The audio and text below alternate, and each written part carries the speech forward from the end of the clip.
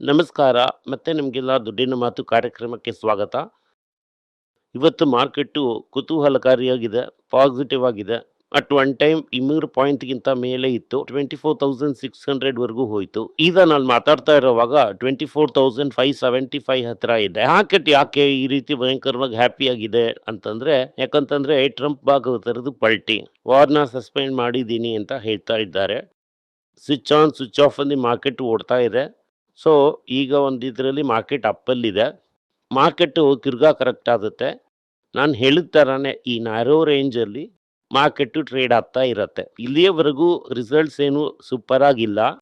ಅದರಿಂದ already ಇದೆಲ್ಲಾನು news price valuation ಹೋದ್ರೆ ತಡೆಯೋದಿಲ್ಲ. So ಅದರಿಂದ ತಿರ್ಗಾ ಮಾರ್ಕೆಟ್ನ ಹೊಡಿತಾರೆ. ಈ ತಿಂಗಳಲ್ಲಿ ಆಗಸ್ಟಲ್ಲಿ ತುಂಬಾ ಲೆಟರ್ IPOs ಬರ್ತಾ ಇದೆ. ಅದರಲ್ಲಿ ಈ ದುಡ್ಡು ಡಿಪ್ಲೈ ಆಗುತ್ತೆ. Mutual fund ದುಡ್ಡೇನೆ. ಸೊ ಸ್ವಲ್ಪ ಏರಿದ್ರೆ ತಿರ್ಗಾ FI ದುಡ್ಡನ್ನ ಹೊರಗಡೆ ತಗೊಂಡು ಹೋಗ್ತಾರೆ. ಇದೇನೆ ಈ ರೀತಿ ನಡೆಯಲಿರೋದು. ಫಂಡಮೆಂಟಲ್ ಆಗಿ ಏನು ಸುದ್ದಿ ಇಲ್ಲ. ಈ ಪೀಸ್ ಅಂತ ಅನ್ನೋದು ಒಂದು ಬೌನ್ಸ್ ನ ಕೊಟ್ಟು ತಿರ್ಗಾ ಆ ಮಾರ್ಕೆಟ್ ನ ತಿರ್ಗಾ ತಗೊಂಡ್ ಬಂದ್ಬಿಡುತ್ತೆ. ಅಮೆರಿಕಾದಲ್ಲಿ ಇಂಟ್ರೆಸ್ಟ್ ರೇಟ್ ಏಳ್ತಾ ಇರೋವರೆಗೂ ಪ್ರಕಾಶಮಾನವಾಗಿರುತ್ತೆ. ಇಲ್ಲ ಅಂತಂದ್ರೆ ಅಮೆರಿಕಾದಲ್ಲಿ ರಿಸೆಷನ್ ಬರುತ್ತೆ. ಇದೆರಡೂ ಕೂಡ ರೂಪಾಯಿ ಮೇಲೆ ಇರುವಂತ ಪ್ರೆಷರ್ ನ ರಿಟೈನ್ ಮಾಡುತ್ತೆ. ಅದಕ್ಕೆ 95-20 ನಲ್ಲಿ ಇದೆ. ಯಾಕಂತಂದ್ರೆ ಮಾರ್ಕೆಟ್ ಏರಿದೆ, ಬಟ್ ಇದು ಸಸ್ಟೈನ್ ಆಗೋದಿಲ್ಲ. So, ಇವತ್ತು ಬೇರೆನೆಲ್ಲ ನ್ಯೂಸ್ ಇದೆ ಅನ್ನೋದನ್ನ ನೋಡೋಣ. ಫಸ್ಟ್ ಅಂಡ್ ಫಾರ್ಮೋಸ್ಟ್ ನೀವೆಲ್ಲರೂ ನನ್ನ ಕೇಳಲಿರೋದು ಐ ಟಿ ಸಿ ಸರ್ಪ್ರೈಸಿಂಗ್ಲಿ ಇವತ್ತು ಬೆಳಗ್ಗೆ 3.8% ಪಾಸಿಟಿವ್ ಅಲ್ಲಿ ಇದೆ. ಯಾಕೆ ಅಂತಂದ್ರೆ ಎರಡು ಕ್ಯಾಂಪ್ ಇದೆ. ಒಂದು ಕ್ಯಾಂಪ್ ಏನ್ ಹೇಳ್ತಾ ಇದೆ ಅಂತಂದ್ರೆ the worst is behind us, ಇದೆಲ್ಲ ಮುಂಚೆನೆ ಪ್ರೈಸ್ ಆಗ್ಬಿಟ್ಟಿದೆ ಅಂತ ಏರ್ಬಿಟ್ಟಿದೆ. ಇನ್ನೊಂದು ಕ್ಯಾಂಪು ಇಲ್ಲಿಂದ ITC ತಿರ್ಗಾ ಇಳಿಯುತ್ತೆ.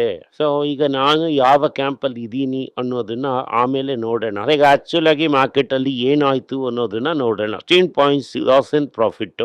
ಈ ಲಾಸ್ಗೆ ಒಂದು ಒನ್ ಟೈಮ್ ಗೇನ್ ನ ಆಡ್ ಮಾಡಿದ್ದಾರೆ. ಸ್ಪ್ರೌಟ್ ಲೈಫ್ ಅನ್ನುವಂತ ಕಂಪನಿನಲ್ಲಿ ಈಕ್ವಿಟಿ ವ್ಯಾಲ್ಯೂಯೇಷನ್ ಗೇನ್ ಬಂದಿದೆ ಅಂತ ಹೇಳ್ತಾ ಇದ್ದಾರೆ. ಅದು ಒಂದು ಅಕೌಂಟಿಂಗ್ ಎಂಟ್ರಿ.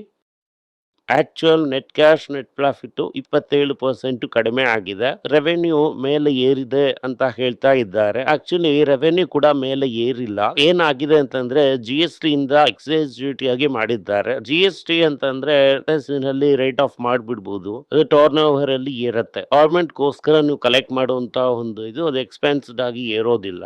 ನೆಕ್ಸ್ಟ್ ರೆವೆನ್ಯೂ 10,000 ಕೋಟಿ ಏರಿದೆ. ಅದರಲ್ಲಿ ಎಕ್ಸೈಸ್ 7,000. ಸೊ ನೆಟ್ ಆಕ್ಚುಲಿ ನೋಡಿದ್ರಿ ಅಂತಂದ್ರೆ ರೆವೆನ್ಯೂ ಕೂಡ ಡ್ರಾಪ್ ಆಗಿದೆ.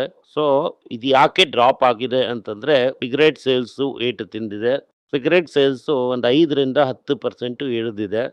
ಅದೇ ಅದು depending on the model. Over all ಆಗಿ 7% ಇಳಿದಿದೆ.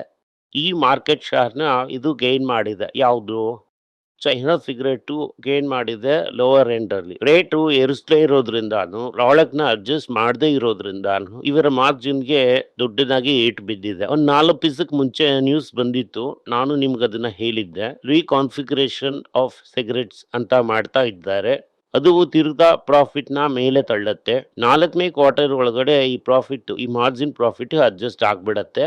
ಬಟ್ ಇದು short term noise. Long term ಅಲ್ಲಿ 10 ವರ್ಷದಲ್ಲಿ ಸಿಗರೇಟ್ ಇಡೋದಿಲ್ಲ ಅಂತ ಅಸ್ಯೂಮ್ ಮಾಡ್ಕೊಂಡು ನಡೆಸಿ, ಸಿಗರೇಟ್ ಇಲ್ದಂಗೆ ಎಳೆದೆಲ್ಲ ಇರುವಂತ ಒಂದು FMCG ಸೇಲ್ಸ್ ಲೋಯೆಸ್ಟ್ ಗ್ರೋತ್. ಇನ್ನು ಮಾರ್ಜಿನ್ 8%, 7% ಆ ರೀತಿನೇ ಇದೆ. ಯಾಕೆ ಅಂತಂದ್ರೆ ಅವರು ಕಾನ್ಸ್ಟೆಂಟ್ ಆಗಿ ರೀಇನ್ವೆಸ್ಟಿಂಗ್ ಮಾಡ್ತಾನೆ ಇದ್ದಾರೆ. ಎಂಟು ಕಾಲದಲ್ಲಿ ಅದು ಡೆಫಿನೆಟ್ ಆಗಿ ಹಿಂದೂಸ್ತಾನ್ ಯೂನಿಲಿವರ್, ನೆಸ್ಲೆನೂ ಇರುವಂತ ಒಂದು ಪ್ರೈಸ್ ಮಾರ್ಜಿನ್ ಬರುತ್ತೆ. ಅದಕ್ಕೆ ಹಲವು ವರ್ಷಗಳಾಗುತ್ತೆ. ತುಂಬಾ ದಿನಕ್ಕೆ ಲಾಸ್ ಮಾಡ್ತಾನೆ ಇದ್ರು, ಆಮೇಲೆ ಪ್ರಾಫಿಟಬಲ್ ಆದ್ರು.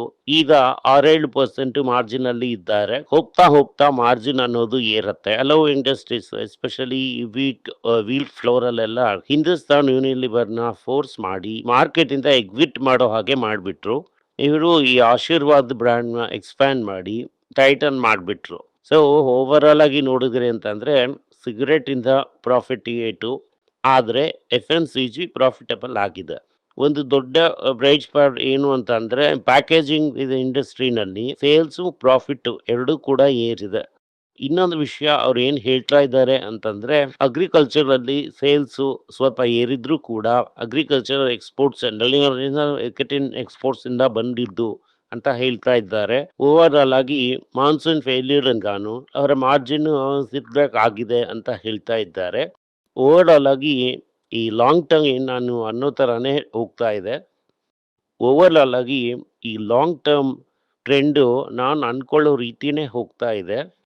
ಸಿಗರೇಟ್ಸ್‌ನ ಪ್ರಾಫಿಟಲ್ಲಿ ಡಿಪೆಂಡೆನ್ಸ್ ಅನ್ನೋದು ಕಡಿಮೆ ಆಗತ್ತೆ. ಸಿಗರೇಟ್ ಪ್ರಾಫಿಟ್ಸ್ ಕಂಪ್ಲೀಟ್ ಆಗಿ ಒಂದು ದಿನ ವೈಪ್ ಔಟ್ ಆಗ್ಬಿಡತ್ತೆ. ಅದು ಯಾವತ್ತು ಅಂತ ಅನ್ನೋದು ನಮಗೆ ಗೊತ್ತಿಲ್ಲ. But that is at least 10 years. So market ಇರುವಂಥ ಮೂಡಲ್ಲಿ ಅದು ಪ್ರೈಸ್ ಸಿಟಿ ಅಂತ ನಮ್ಮಿಂದ ಹೇಳೋದಕ್ಕಾಗಲ್ಲ. ಅದು ಗೆಸ್ ವರ್ಕು. ಲಾಂಗ್ ಟರ್ಮಲ್ಲಿ ಐ.ಟಿ.ಸಿಗಿಂತ ಬೇರೆ ಡಿವಿಷನ್ಸ್ ಎಲ್ಲ ಸೂಪರ್ ಆಗೇ ಮಾಡುತ್ತೆ. ಅದು ಈಗಲೇ India's largest food company by revenue. ಆದಷ್ಟು ಬೇಗ it will become India's food company by profits also. Sanjay Puri ಹೇಳಿದ ಥರ 8 ಲಕ್ಷ ಕೋಟಿ ಮಾರ್ಕೆಟ್ನ ಅವರು ಅಡ್ರೆಸ್ ಮಾಡಲಿದ್ದಾರೆ. So that is a good chance. ಈ ಐ.ಟಿ.ಸಿಯ ಫುಡ್ ಆ್ಯಂಡ್ ಅದರ್ ಬಿಸ್ನೆಸ್ಗೆ 10 ವರ್ಷದಲ್ಲಿ 1 ಲಕ್ಷ ಕೋಟಿವರೆಗೂ ಹೋಗ್ಬೋದು ಟರ್ನ್ ಓವರು. ಸೊ ಅದರಿಂದ ಯಾವಾಗೆಲ್ಲ ನಿಮ್ಮ ಹತ್ರ ಚಿಲ್ಲರೆ ಕಾಸು ಮಿಕ್ಕಿದೆಯೋ ಐ.ಟಿ.ಸಿನ ಕನ್ಸಿಡರ್ ಮಾಡಿ. ಇದು ಲಾಂಗ್ ಟರ್ಮ್ಗೆ ಒಳ್ಳೆ ಆಪರ್ಚುನಿಟಿ. ಬೆಲೆ ಇಳಿದ್ರೂ ಕೂಡ ಡಿವಿಡೆಂಟು 14ರಿಂದ 17 ರೂಪಾಯಿ ಸಿಗುತ್ತೆ, ಡಿಪೆಂಡಿಂಗ್ ಆನ್ ದ ಪ್ರೈಸ್ ರೆಪಾರ್ಟ್. ಇದು ಒಳ್ಳೆ ದುಡ್ಡು. ಅದು ಮಾತ್ರ ಅಲ್ಲದೆ ಕಂಪನಿ ಆಗಾಗ ಬೋನಸ್ಸು ಈ ರೀತಿಯಾಗೆಲ್ಲ ಕೊಟ್ಟು ರಿವಾರ್ಡಿಂಗ್ ಮಾಡುತ್ತೆ. ಅದರಿಂದ ದಯವಿಟ್ಟು ಈ ಕಂಪನಿನ ಕನ್ಸಿಡರ್ ಮಾಡಿ. ಮುತ್ತೂಟು ಪ್ರಾಫಿಟ್ಸು 20% ಏರಿದ್ರೂ ಕೂಡ ರಿಸಲ್ಟ್ಸ್ ಸರಿ ಇಲ್ಲ ಅಂತ ಹೇಳಿ ಅದನ್ನ ಇವತ್ತು ಬೆಳಗ್ಗೆ 15% ಏಟ್ ಕೊಟ್ಟಿದ್ದಾರೆ. ಯಾಕೆ ಹೊಡೆದಿದ್ದಾರೆ ಅನ್ನೋದನ್ನ ನಾಳೆ ನೋಡೋಣ. ಏನಾದರೂ ಗ್ರೋತ್ ಇಲ್ಲ, ಗೋಲ್ಡ್ ಎಕ್ಸ್ಟ್ರಾ ಬಂದಿಲ್ಲ. ಗೋಲ್ಡ್ ಲೋನ್ ಬಿಸ್ನೆಸ್ ಅಂತ ಅನ್ನೋದು ಇಂಡಿಯಾದಲ್ಲಿ ಸೂಪರ್ ಆಗಿರಲಿದೆ. ಅದರಿಂದ ಬೆಲೆ ಭಯಂಕರವಾಗಿ ಬಿಟ್ಟಿತ್ತು ಅಂತಂದರೆ ಟಿಫನ್ ಕಾಫಿ ರೇಂಜಲ್ಲಿ ಕನ್ಸಿಡರ್ ಮಾಡ್ಬೋದು. ಅದರಲ್ಲಿ ಯಾವ ತಪ್ಪೂ ಇಲ್ಲ. ಕನ್ಫರ್ಮ್ ರಿಸಲ್ಟ್ಸು ಸೂಪರ್ ಆಗಿತ್ತು. 27% ಪ್ರಾಫಿಟ್ಸ್ ಇದ್ದರೂ ಕೂಡ ಮಾರ್ಕೆಟು ಇದಕ್ಕಿಂತ ಜಾಸ್ತಿ ಎಕ್ಸ್ಪೆಕ್ಟ್ ಮಾಡ್ತು. ಅಮೆರಿಕಾದ ಜನರಿಕ್ ಸೇಲ್ಸು ಕಡಿಮೆ ಆಗಿತ್ತು. ಅದರಿಂದ ಸ್ಟಾಕ್ಗೆ ಏಟ್ ಬೀಳತ್ತೆ. ಬಟ್ ಇದು ವಜ್ರದ ಸೂಜಿ. ಈಗ ಸದ್ಯಕ್ಕೆ ಅದರ ಹತ್ರ ಹೋಗೋದಕ್ಕಾಗಲ್ಲ. ಅಮೆರಿಕನ್ ಫೆಡರಲ್ ಡ್ರಗ್ ಅಥಾರಿಟಿ ನಮ್ಮ ಡಾಕ್ಟರ್ ರೆಡ್ಡಿಗೆ ಒಂದು ಬಯೋಸಿಮಿಲರ್ ಕ್ಯಾನ್ಸರ್ ಡ್ರಗ್ಗೆ ಅಪ್ರೂವನ್ನ ಕೊಟ್ಟಿದ್ದಾರೆ. ಇದು ಅವರ ಸೇಲ್ಸ್ನ ಬೂಸ್ಟಪ್ ಮಾಡುತ್ತೆ ಅಂತ ನಾನು ಅನ್ಕೋತೀನಿ. Passenger car, two wheelers, commercial vehicles ಇದರ ರಿಸಲ್ಟ್ಸ್ ಎಲ್ಲ ಬಂದಿದೆ. ಟೂ ವೀಲರಲ್ಲಿ ಓವರಾಲ್ ಆಗಿ ಬಜಾಜ್ ನಂಬರ್ಸು ಬಂದಿದೆ, ಟಿ.ವಿ.ಎಸ್ ನಂಬರ್ಸು ಬಂದಿಲ್ಲ. ಟಿ.ಆರ್ number 1 Hero motor corp, number 2 Honda motorcycle company. ಇದಾದ್ಮೇಲೆ ಬೇರೆದೆಲ್ಲಾನು.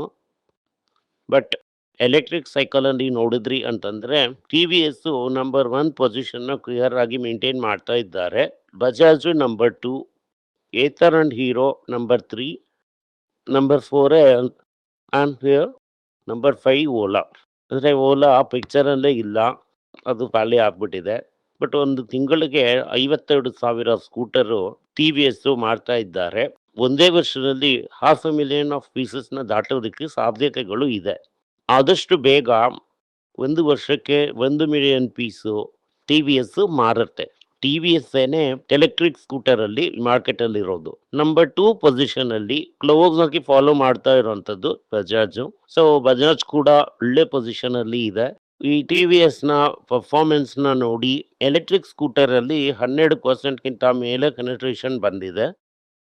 ಬಜಾಜು, ಹೀರೋ, ಟಿ.ವಿ.ಎಸ್ ಇದ್ರೆ ನಿಮ್ಮ ಮಾರ್ಕೆಟಲ್ಲಿ ನೀವು ಒಳ್ಳೆ ಪೊಸಿಷನಲ್ಲಿ ಇದ್ದೀರಾ ಅಂತ ಅರ್ಥ. ಆದರೆ ಇವತ್ತು ಪ್ಯಾಸೆಂಜರ್ ಕಾರ್ ರಿಸಲ್ಟ್ಸ್ ಬಂದಿತ್ತು.